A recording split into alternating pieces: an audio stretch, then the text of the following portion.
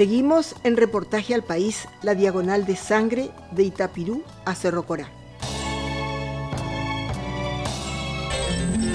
De San Fernando no queda nada. Solo los lugares geográficos permiten, por los relatos de los actores de la guerra, adivinar dónde acontecieron los hechos. En el recodo del riacho del Tebicuarú, en la confluencia con el arroyo Yacaré, estuvo el lugar defendido por el capitán José Matías Vado. Cuando Solano López abandonó Humaitá a principios de marzo de 1868 y por una picada abierta en el Chaco, entonces paraguayo, hoy argentino, se dirigió hacia la desembocadura del río Tebicuarú, le siguieron silenciosamente 8.000 hombres. Estaban preparando mientras tanto las nuevas posiciones del Piquecirí, a 50 kilómetros de Asunción.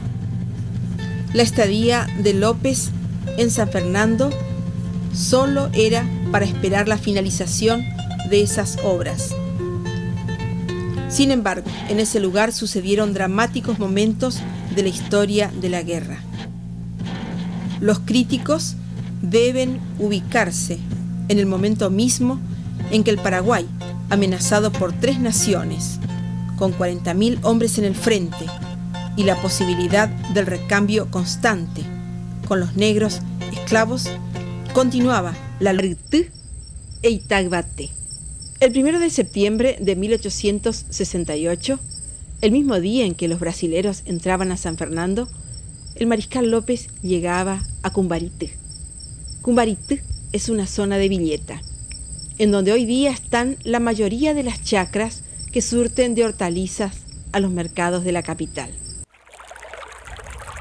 Reportaje al País recorre hoy una ruta olvidada y un itinerario histórico. Desde Utononó llegaremos hasta San Fernando. Es la misma ruta que siguió Solano López luego de Humaitá. Llegó hasta San Fernando, cruzó el río Tebicuarú, ya en su desembocadura con el río Paraguay, y subió hacia el norte. Solano López llegó hasta Itagbate. Nosotros seguiremos esa ruta desde Utononó, pasaremos por Abaú y luego estaremos en las colinas, en las lomas valentinas de Itagbate, para conocer también Angostura, el Piquecirí, Villa Oliva, Villa Franca y Alberdi. Y de ser una ruta asfaltada, esta sería una zona de nuestro país sumamente desarrollada.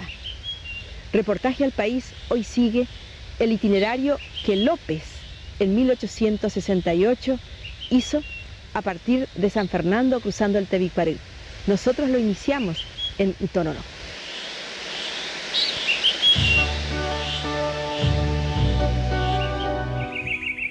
Aquí está el lugar donde se desarrolló la cruenta batalla de Utononó.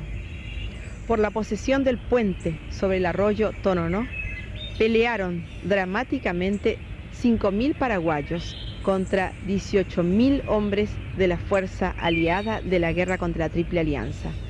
Esto ocurría el 6 de diciembre de 1868.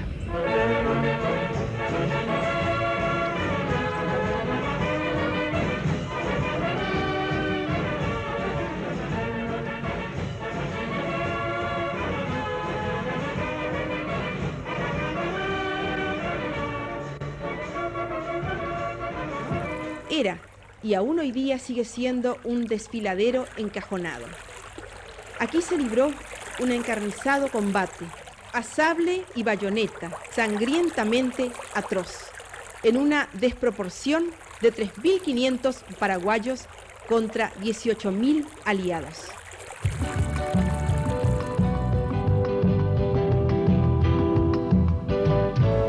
Intendente, realmente volver aquí después de 25 años me hace, encontrar otra ciudad, otra Ipané, y sobre todo descubrir que la historia, intendente, usted tiene parte de la historia acá en las manos. Esto era el fusil pesadísimo. Sí, aquí a sombra y luz del monumento más alto de la República del Paraguay. erigido en 1904, a esa gran mujer paraguaya que defendió acá a orillas del arroyo Toronó con 12 piezas de cañones la heredad nacional. La mujer paraguaya que simboliza a mi madre, a mi abuela, a mi señora, a mi hija, esa mujer paraguaya que nunca se rindió, esa mujer paraguaya recia, rodeada de su león, con su bandera en la mano, con el escudo, trayendo de vincha la palma y el olivo y la estrella de bonanzas. Seguramente con una espada como esta, que Con también un es sable Flucher, el famoso sable curvo de la caballería, Flucher. ¿Esto encontraste por Esto acá? se encontró aquí en inmediaciones de las trincheras del Toronó. Estas armas fueron usadas, se ve el óxido que tiene este sable.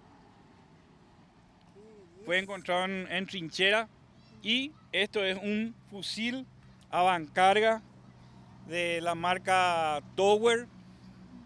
También hubo de la marca Wisdom. Con esta clase de armamentos nuestros soldados paraguayos defendieron aquí la heredad nacional. 3.500 paraguayos dieron batalla aquí en el pasaje del Tupeay, más conocido como el Tupeay por los indígenas de la zona. Entonces, cuando viene la incursión brasilera, vinieron a explorar el Toronó. Había que cruzar el puente. Había que cruzar el puente y encontraron a 12 paraguayos que estaban custodiando el puente un 5 de diciembre de 1868 y con un mal paraguayo que trajeron de Baqueano, le dijeron al vaqueano, ¿qué es eso que suena?, le dice. Y le dice el paraguayo, Toronó, agua que suena por las 3 caídas del arroyo que tiene el Toronó. Como al brasilero no le salía el Toronó, decía Toronó o el Paso Toroso, más conocido como las Termópilas paraguayas, donde se peleó con todo lo que tenía en aquel entonces el ejército, se defendió a capa y espada la heredad nacional y por eso la primera batalla que pelea en la campaña de Piquecerú, en la batalla de Toronó, oficialmente la mujer paraguaya haciéndose cargo de las 12 piezas de cañones y por eso la mujer paraguaya está en lo más alto de este monumento.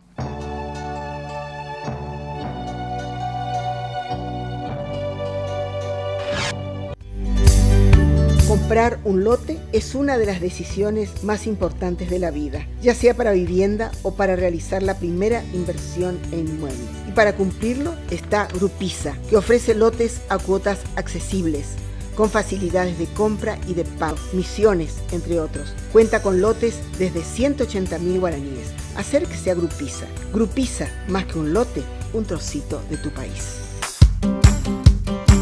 La actual ruta PI-19 durante la colonia fue Camino Real y luego Héroes de 1870. Cruzando 2 departamentos, Central y Ñeembucú, llega a Pilar en poco más de 202 kilómetros.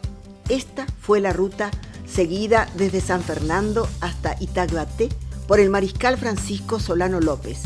Hicimos este recorrido en 1999 y ahora, 25 años después, en agosto del 2024. Hoy nos une una ruta de todo tiempo con la capital del país y una ruta de todo tiempo que nos quitó del aislamiento de nuestro departamento de Ñeembucú, que nos unió con la capital departamental Pilar. Les esperamos por este rincón del Paraguay, Alberdi específicamente. A escasos 37 kilómetros por la ruta PI-19, plácida, hermosa, recostada sobre el río Paraguay, está Villa Oliva. Su intendenta, la profesora Marilú Musa, invita a visitarles. Invitamos especialmente a los amantes de la pesca deportiva a que visiten Villa Oliva. Villa Oliva abre sus puertas a todas las personas de bien que quieran venir a compartir con nosotros momentos agradables. A 40 kilómetros de Villa Oliva, Villeta. El crecimiento económico es visible. 8 puertos y más de 70 industrias. En una ciudad donde el pasado histórico que seguimos en la Diagonal de Sangre es visible en las casonas antiguas y sus monumentos. Y a escasos kilómetros de Villeta, Nueva Italia, donde en 1999 subimos el Cerro Ñu. Hoy es una pujante ciudad que se enfrenta a un destino turístico, que es lo que solicita el intendente. Nueva Italia es realmente una ciudad que los europeos, los descendientes, lo habían pensado y planificado de la mejor manera. Por eso tenemos las calles anchas, que eso nos favorece bastante. Bueno, nuestro sueño es convertir la ciudad de Nueva Italia en una ciudad turística. Tenemos muchísimos lugares históricos, ojalá nosotros pudiéramos también tener, así como lo tiene la ciudad de Villeta, monumentos donde se recuerdan batallas de las guerras. Ese es un sueño nuestro también que debemos de cumplir dentro de nuestra administración. Y en este territorio histórico, donde se libraron dramáticas batallas, está Ecpané, ciudad histórica. Hoy es un emporio comercial en el departamento central. Su intendente, amante de la historia, nos habla de Ecpané. Ecpané es la segunda ciudad fundada después de Asunción por Domingo Martínez de Irala, un 23 de marzo de 1538. Hay muchas empresas, hay muchos comercios y su atractivo estratégico es que es el corazón del departamento central y eso hace y posibilita que lleguemos al 35% de la población que tiene el Paraguay en menor tiempo posible.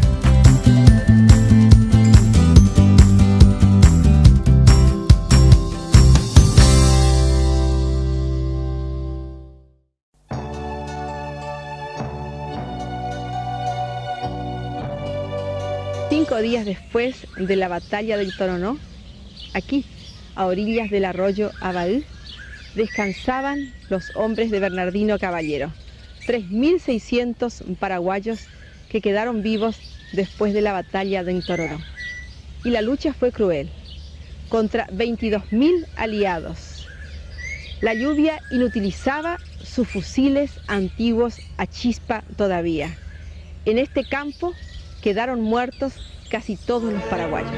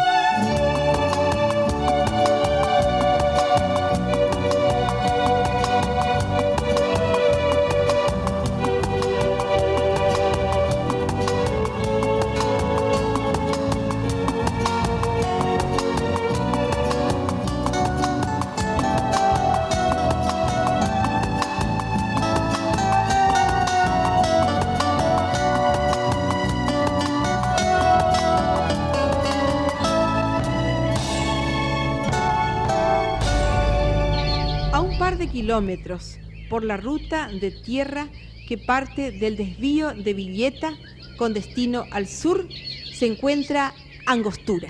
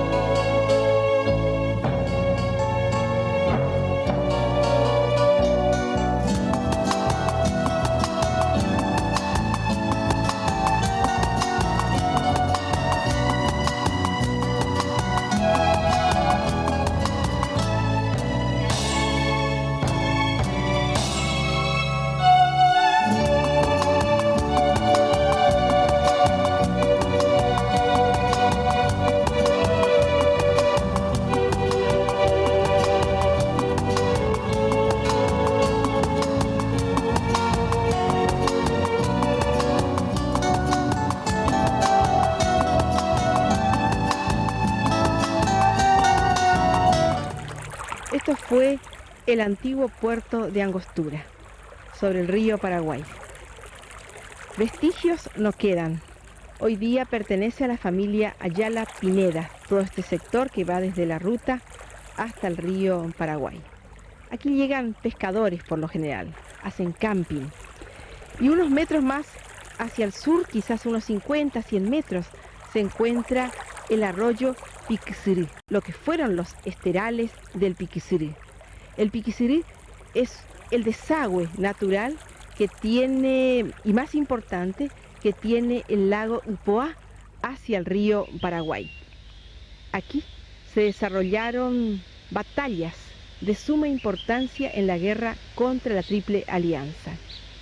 Los aliados llegaron al puerto de Angostura, entraron hasta el Piquisirí y quedan todavía en estos sectores, bajo los árboles, algunas de las antiguas trincheras. Aquí en este sector está lleno de piedras que se colocaron con toda intención para impedir la llegada de las embarcaciones aliadas. Realmente tenemos en esta ruta al sur zonas históricas de mucha importancia que bien valdría la pena destacar, resaltar, valorar lo suficientemente. Los pueblos que respetan, que no reconocen, que no tienen historia, prácticamente no pueden tener un futuro porque no conservan su identidad.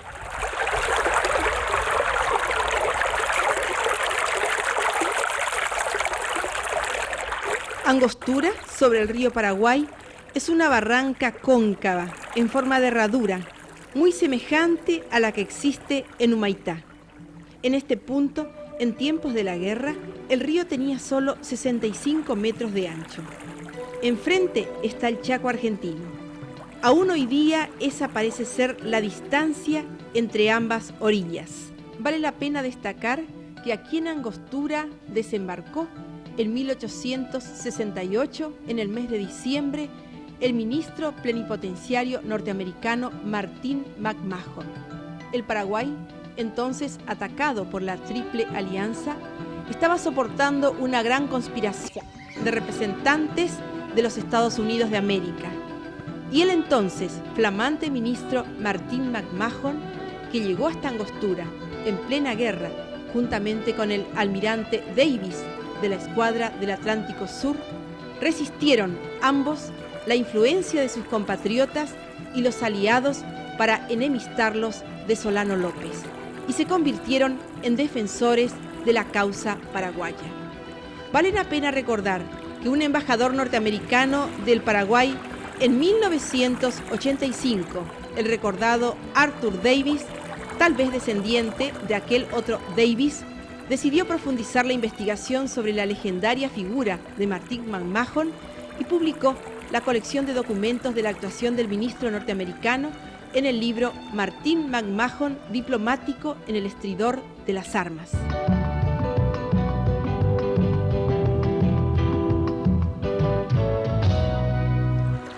Sobre las márgenes del arroyo Piquisirí hay un amplio estero que cuando llueve con exceso se confunde con sus aguas y costea la parte sur del terreno firme donde López construyó sus defensas.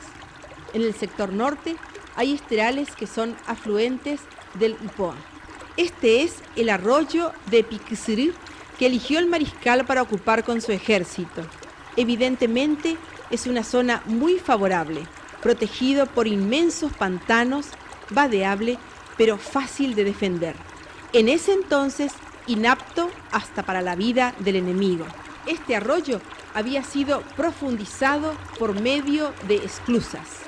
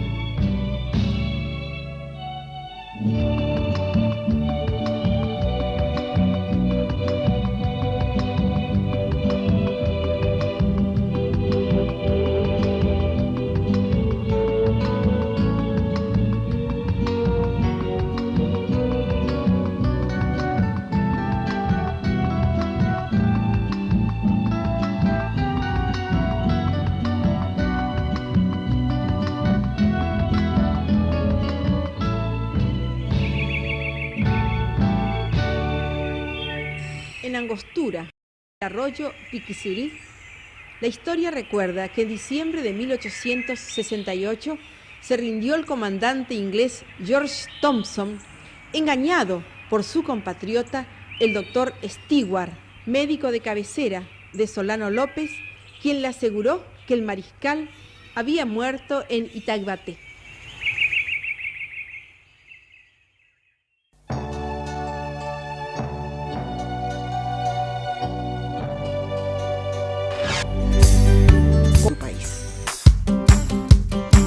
La actual ruta PI-19 durante la colonia fue Camino Real y luego Héroes de 1870. Cruzando dos departamentos, Central y Ñeembucú, llega a Pilar en poco más de 202 kilómetros.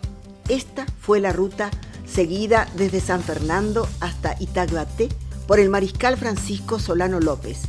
Hicimos este recorrido en 1999 y ahora, 25 años después, en agosto del 2024. Hoy nos une una ruta de todo tiempo con la capital del país y una ruta de todo tiempo que nos quitó del aislamiento de nuestro departamento de Ñeembucú, que nos unió con la capital departamental Pilar. Les esperamos por este rincón del Paraguay, Alberdi específicamente. A escasos 37 kilómetros por la ruta PI-19, plácida, hermosa, recostada sobre el río Paraguay, está Villa Oliva. Su intendenta, la profesora Marilú Musa, invita a visitarles.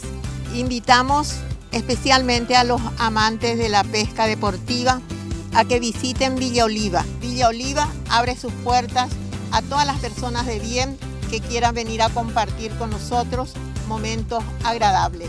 A 40 kilómetros de Villa Oliva, Villeta. El crecimiento económico es visible. 8 puertos y más de 70 industrias.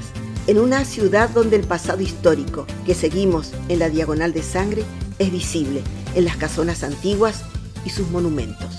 Y a escasos kilómetros de Villeta, Nueva Italia, donde en 1999 subimos el Cerro Ñu. Hoy es una pujante ciudad que se enfrenta a un destino turístico, que es lo que solicita el intendente.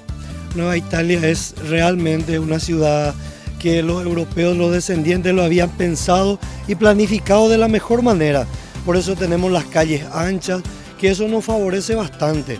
Bueno, nuestro sueño es convertir la ciudad de Nueva Italia en una ciudad turística. Tenemos muchísimos lugares históricos. Ojalá nosotros pudiéramos también tener, así como lo tiene la ciudad de Villeta, monumentos donde se recuerdan batallas de las guerras. Ese es un sueño nuestro también que debemos de cumplir dentro de nuestra administración. Y en este territorio histórico, donde se libraron dramáticas batallas, está Ecpané, ciudad histórica. Hoy es un emporio comercial en el departamento central. Su intendente, amante de la historia, nos habla de Ecpané. Ecpané es la segunda ciudad fundada después de Asunción por Domingo Martínez de Irala, un 23 de marzo de 1538. Hay muchas empresas, hay muchos comercios y su atractivo estratégico es que es el corazón del departamento central y eso hace y posibilita que lleguemos al 35% de la población que tiene el Paraguay en menor tiempo posible.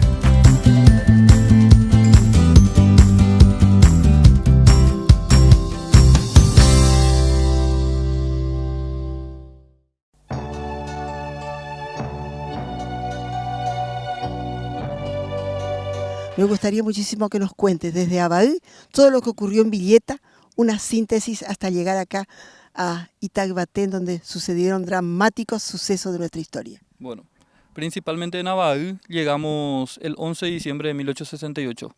Esa batalla fue entre 5.600 soldados paraguayos comandados por el general Bernardino Caballero, que le tenía con él al coronel Germán Serrano y le tenía al coronel Valois Rivarola. Prácticamente el ejército paraguayo se dividió en 3 cuadros que fueron resistiendo paulatinamente hasta llegar a la zona del monumento, donde se encuentran las 300 mujeres que fueron violadas sistemáticamente hasta que todas prácticamente murieron.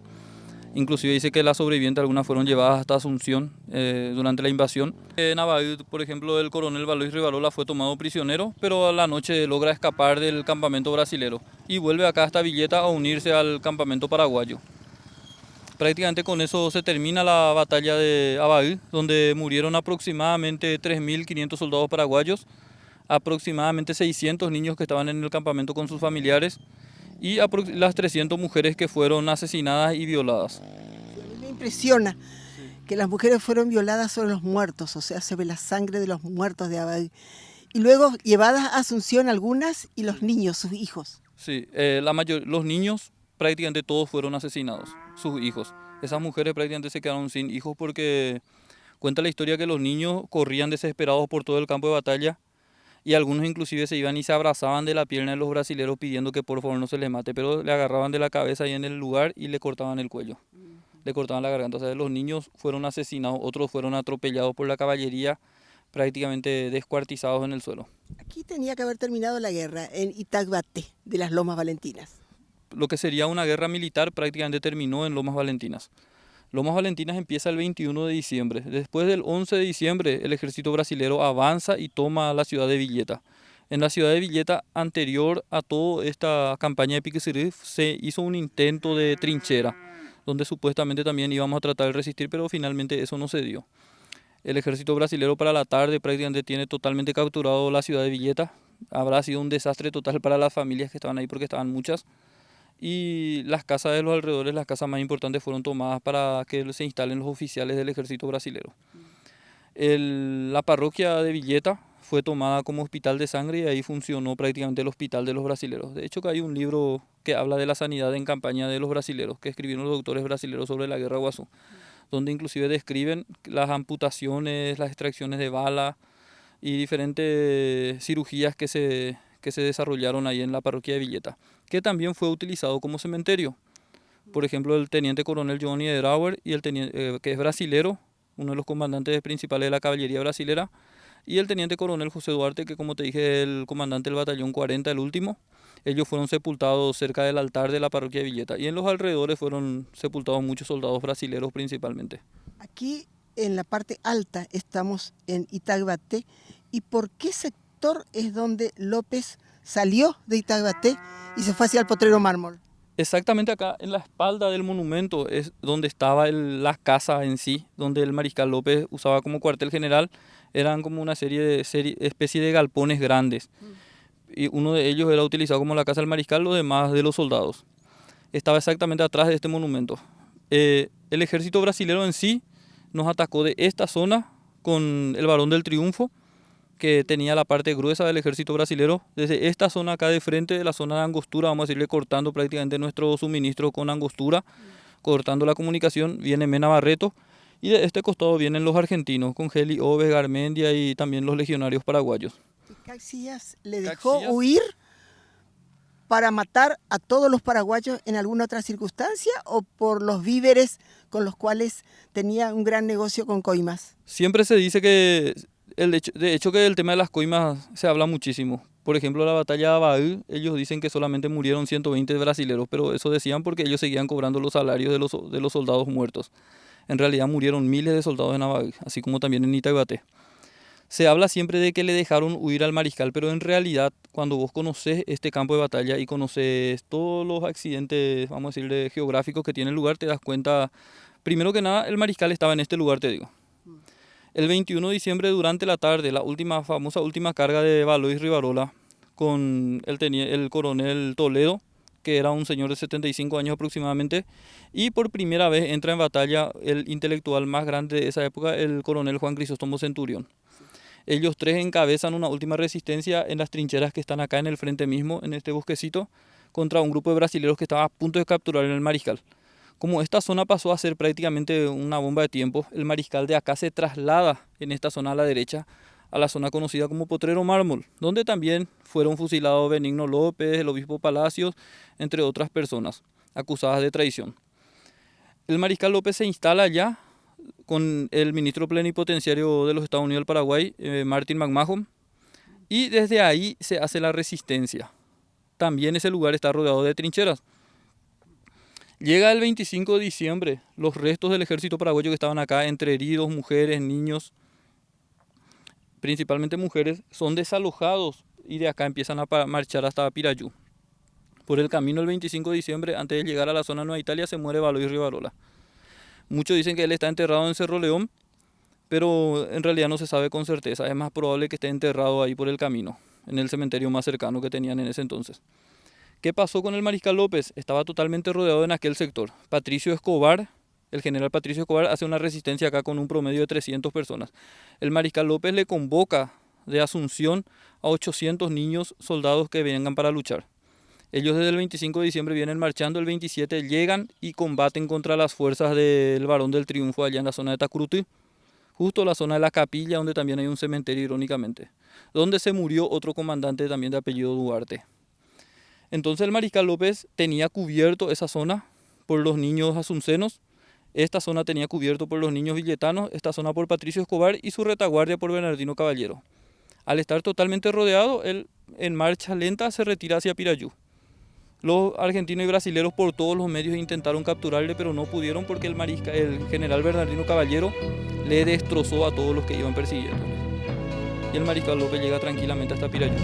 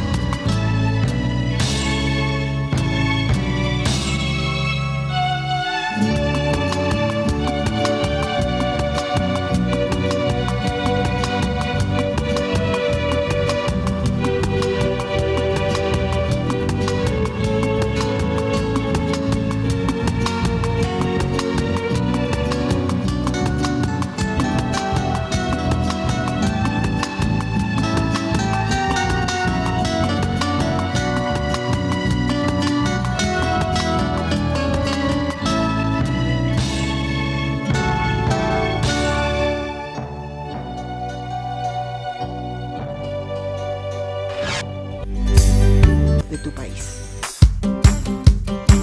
La actual ruta PI-19 durante la colonia fue Camino Real y luego Héroes de 1870. Cruzando 2 departamentos, Central y Ñeembucú, llega a Pilar en poco más de 202 kilómetros. Esta fue la ruta seguida desde San Fernando hasta Itaguaté por el mariscal Francisco Solano López. Hicimos este recorrido en 1999. Y ahora, 25 años después, en agosto del 2024. Hoy nos une una ruta de todo tiempo con la capital del país y una ruta de todo tiempo que nos quitó del aislamiento de nuestro departamento de Ñeembucú, que nos unió con la capital departamental Pilar. Les esperamos por este rincón del Paraguay, Alberdi específicamente. A escasos 37 kilómetros por la ruta PI-19, plácida, hermosa, recostada sobre el río Paraguay, está Villa Oliva. Su intendenta, la profesora Marilú Musa, invita a visitarles. Invitamos especialmente a los amantes de la pesca deportiva a que visiten Villa Oliva. Villa Oliva abre sus puertas a todas las personas de bien que quieran venir a compartir con nosotros momentos agradables. A 40 kilómetros de Villa Oliva, Villeta. El crecimiento económico es visible. 8 puertos y más de 70 industrias. En una ciudad donde el pasado histórico que seguimos en la Diagonal de Sangre es visible en las casonas antiguas y sus monumentos. Y a escasos kilómetros de Villeta, Nueva Italia, donde en 1999 subimos el Cerro Ñu.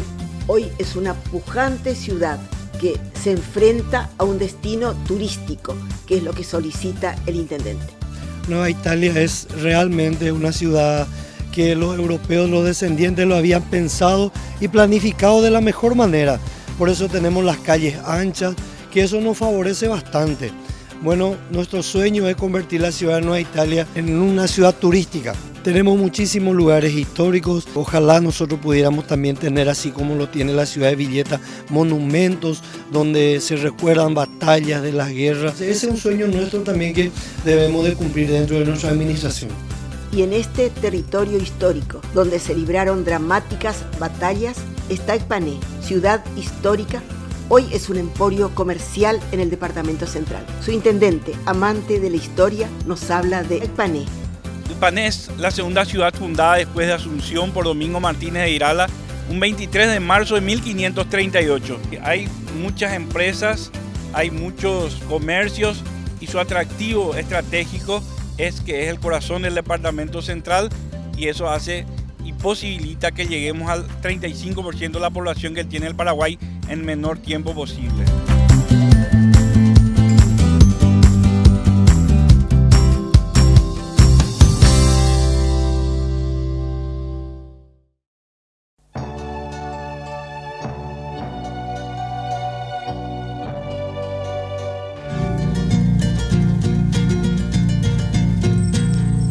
En Cumbarití, a unos 500 metros del lugar donde estuviera el campamento de las tropas paraguayas de Itagbaté, se encuentra un oratorio en tierras de la familia de Lilia Esquivel y Vicente Rodríguez.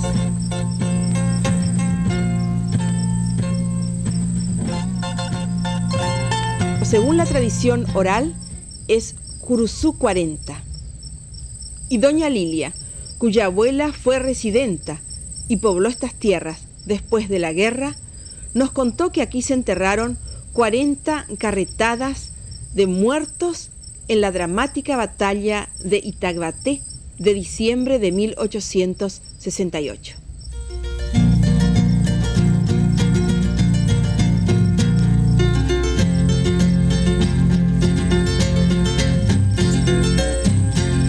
En el camino que lleva hasta Vareiro Campo, una escuela lleva el nombre de la heroína Ramona Martínez. Ramona tenía 15 años, formaba parte de la servidumbre del mariscal y Elisa Lynch. Cuando López se retiró hacia Vareiro Campo, que así ya se llamaba entonces, Ramona sacó una espada del jefe de los Acaberá, que había caído, y cubrió la retirada, dejando pasmados a los brasileros que no se atrevieron a tocarla. Cuentan que hasta 1922 todavía se la veía por esta zona. El cruce en el Potrero Mármol está en la hoy llamada calle Primera, casi Laguna Verá, de Nueva Italia. El hecho histórico señala que por aquí cruzaron quienes lucharon en la batalla de Lomas Valentinas, Itagbaté, donde atacaron 23 meses, apenas una meseta de 500 metros de ancho por 1000 metros de largo. El marqués de Caxias nunca aclaró las verdaderas motivaciones que lo impulsaron a dejar libre el camino en Potrero Mármol para que por allí y ante su vista y a tiro de fusil se retirara Solano López con 90 de los hombres que le quedaban. O lo hizo por venalidad, para seguir manejando el dinero de la proveeduría del ejército brasileño, o para proseguir la guerra hasta el exterminio total de los los sobrevivientes de Itagbaté. Solano López se dirigió desde aquí al campamento Cerro León y el mayor Patricio Escobar, con 400 personas, enfiló hacia el estero Ipecuá, que queda detrás del Cerro Ñu. Este es el Novillo Paso. Hasta el escritor Emilio Salgari se ocupó en un libro de los tesoros del mariscal. Hay quien dice que las 7 carretas con sus bienes están en el Novillo Paso. Otros dicen que están enterrados en Itanará.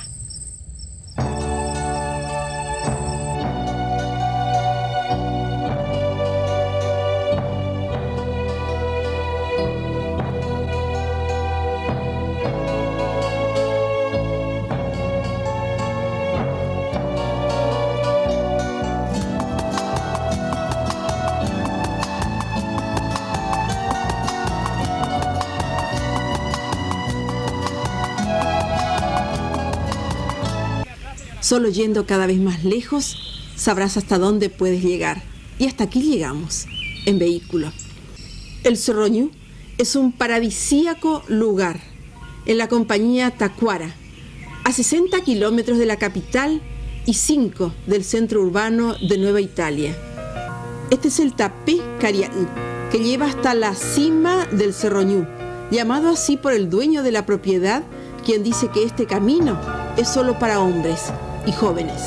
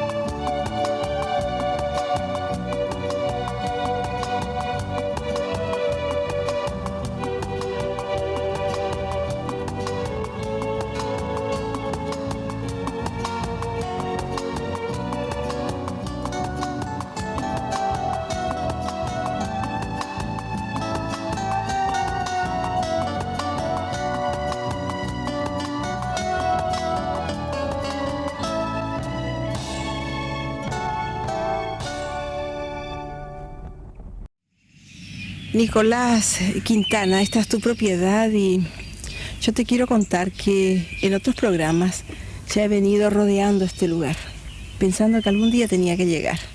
Y ahora completamos la trama, porque yo he llegado hasta lo que está enfrente, el Cañabé, la punta del Cañabé, y he visto el Esteral, sí. Y veía el cerro de lejos. ¿Este es el Cerro Ñu? Sí, el Cerro Ñu. ¿A qué te dedicas acá?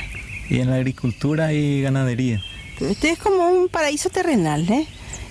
Seguramente acá vas a vivir 150 años por lo menos, Nicolás. Porque acá el viento, la naturaleza, ¿verdad? Así es, pero es pesado también. Uno hay que trabajar, sí, para vivir. Falta camino. Falta camino. Sí. Me estaba diciendo el intendente que está haciendo un pequeño trecho, pero falta mucho más. Y sí, puede ser que llegue. Me parece que le falta rubro para hacer camino, sí. Y sí, porque la máquina tiene que entrar. ¿A cuánto estamos, crees, de la ruta? ¿Cuántos kilómetros o cuántos metros? Y 1 kilómetro puede ser, un kilómetro. Pero ahí hay que alzar demasiado, ¿verdad? Porque es todo esteral. Así, 1,5 metros, 2 metros por ahí ya. Ya va. ¿Y acá qué tenés? En la parte de naturaleza, hay pesca, ¿qué más hay? Sí, hay mucho pescado en el estero. Hay carpincho. ¿Ah, sí? Yacaré.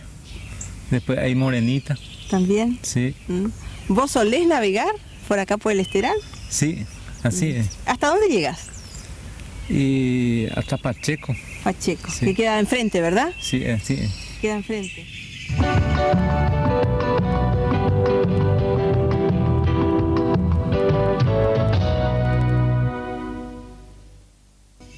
Bajamos del Cerro Ñu por el camino más fácil, al que don Quintana llama Tapé Cuñataí. Tapé Cuñataí, oye, mujer, porque carapemi 150 metros rupila, ya voy a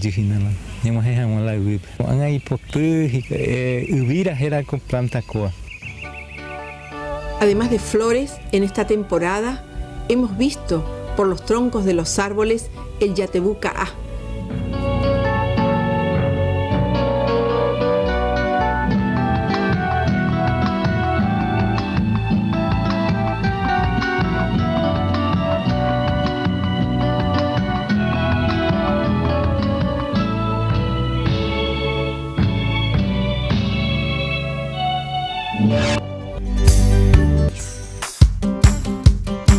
La actual ruta PI-19 durante la colonia fue Camino Real y luego Héroes de 1870. Cruzando 2 departamentos, Central y Ñeembucú, llega a Pilar en poco más de 202 kilómetros.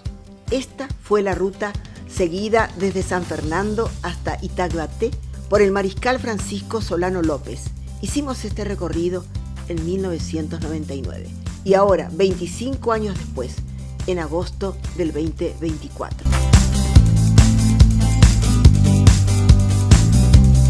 Hoy nos une una ruta de todo tiempo con la capital del país y una ruta de todo tiempo que nos quitó del aislamiento de nuestro departamento de Ñeembucú, que nos unió con la capital departamental Pilar. Les esperamos por este rincón del Paraguay, Alberdi específicamente. A escasos 37 kilómetros por la ruta PI-19, plácida, hermosa, recostada sobre el río Paraguay, está Villa Oliva. Su intendenta, la profesora Marilú Musa, invita a visitarles. Invitamos especialmente a los amantes de la pesca deportiva a que visiten Villa Oliva. Villa Oliva abre sus puertas a todas las personas de bien que quieran venir a compartir con nosotros momentos agradables. A 40 kilómetros de Villa Oliva, Villeta. El crecimiento económico es visible. 8 puertos y más de 70 industrias. En una ciudad donde el pasado histórico que seguimos en la Diagonal de Sangre es visible en las casonas antiguas y sus monumentos. Y a escasos kilómetros de Villeta, Nueva Italia, donde en 1999 subimos el Cerro Ñu. Hoy es una pujante ciudad que se enfrenta a un destino turístico, que es lo que solicita el intendente. Nueva Italia es realmente una ciudad que los europeos, los descendientes, lo habían pensado y planificado de la mejor manera. Por eso tenemos las calles anchas, que eso nos favorece bastante. Bueno, nuestro sueño es convertir la ciudad de Nueva Italia en una ciudad turística. Tenemos muchísimos lugares históricos. Ojalá nosotros pudiéramos también tener, así como lo tiene la ciudad de Villeta, monumentos donde se recuerdan batallas de las guerras. Ese es un sueño nuestro también que debemos de cumplir dentro de nuestra administración. Y en este territorio histórico, donde se libraron dramáticas batallas, está Ecpané, ciudad histórica. Hoy es un emporio comercial en el departamento central. Su intendente, amante de la historia, nos habla de Ecpané. Ecpané es la segunda ciudad fundada después de Asunción por Domingo Martínez de Irala, un 23 de marzo de 1538. Hay muchas empresas, hay muchos comercios y su atractivo estratégico es que es el corazón del departamento central y eso hace y posibilita que lleguemos al 35% de la población que tiene el Paraguay en menor tiempo posible.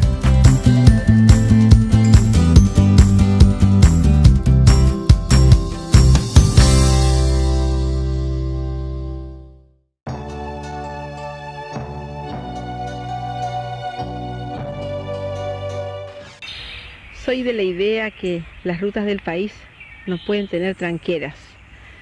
Pero ¿qué se va a hacer si las rutas del país no están asfaltadas? Y tampoco están mantenidas como para ser utilizadas en un camino de todo tiempo. Es el motivo por el cual necesariamente, sobre todo los pobladores de estas zonas, exigen, lo desean, que al cerrarse las barreras no haya dinero de por medio, dado que se destruye lo poco que tienen para poder seguir viajando.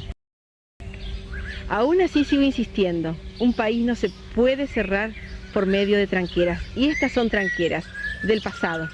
Estamos por llegar al próximo milenio y sin embargo seguimos todavía con este antiquísimo sistema para poder preservar estas feas rutas de tierra de nuestro país.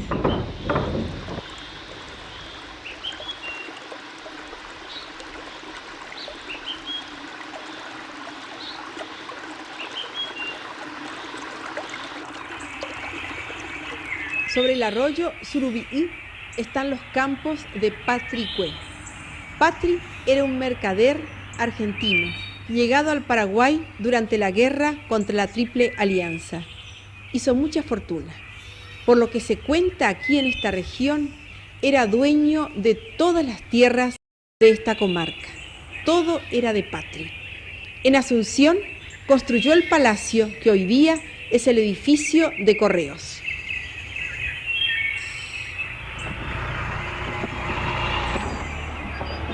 Cruzamos el río Paraí, desaguadero del lago Upoá.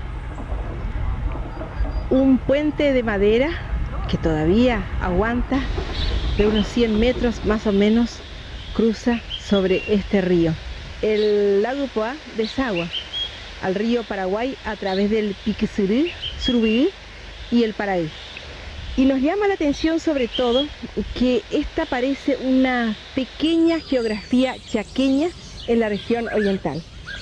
Uno observa el Talcal, es tierra chaqueña, paisaje chaqueño, bosques de Carandaí. Uno realmente se siente como si estuviera transitando por la ruta 12, esa que va a General Brugués, Teniente Esteban Martínez, Rojas Silva y mucho más allá en el Chaco. Seguimos nosotros viaje yendo hacia Villa Oliva, de la cual tendremos unos 20 kilómetros nada más y ya nos encontramos en esa población.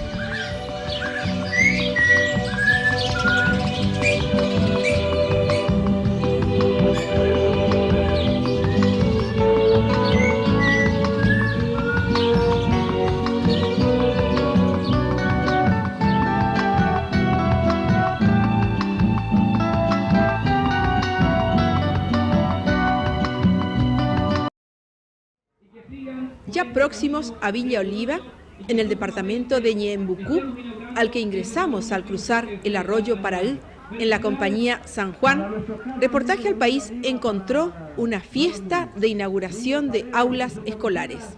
El ministro Nicanor Duarte Frutos entregaba obras y era agasajado.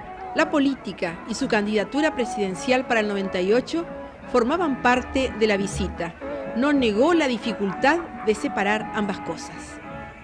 En realidad yo vine para un acto oficial, pero es muy difícil separar. No, es muy difícil. Es muy difícil separar porque en el fondo el ministro, desde luego, su actividad eminentemente política en el sentido de búsqueda de bienestar general de la nación. Pero en mi caso, que se habla de una postulación a la presidencia de la República, obviamente que esa es una interpretación que no vamos a poder evitar, que además de estar inaugurando obra, en el fondo seguramente siempre va a existir un mensaje político, una reflexión de lo que nosotros queremos, de lo que nosotros creemos que debe ser un gobierno, que debe ser un partido, que debe ser el rol de la autoridad que se está redefiniendo en el país. La autoridad logra legitimar sus actos en la medida que sirva a los intereses superiores de la nación. El doctor Duarte Frutos, en apretada agenda y viajando en helicóptero, partió de San Juan de Villa Oliva con destino a Encarnación. Luego nos enteramos que el viaje que tenía que hacer a Pilar se suspendió por el mal tiempo que empezó a reinar en esta zona del país horas después de la entrevista.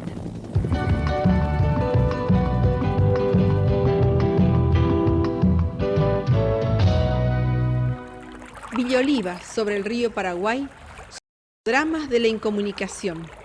Es cierto que hay ruta, cuando no llueve, pero el tramo Surubí, Alberdi, pasando por Villa Oliva, es palabra repetida al menor asomo de mal tiempo.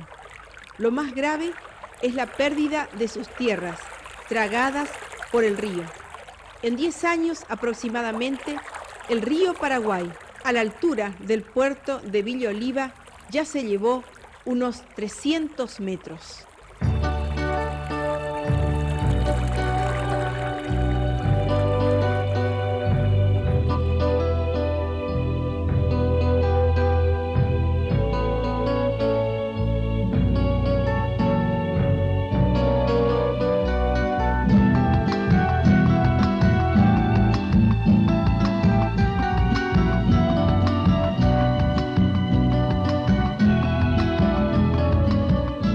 El tiempo que se avecinaba postergó la presencia de Reportaje al País en Villa Oliva y en Alberdi para otra oportunidad. No sabemos para cuándo. Las lluvias lo dirán, porque el camino a partir de Oliva realmente no es fácil.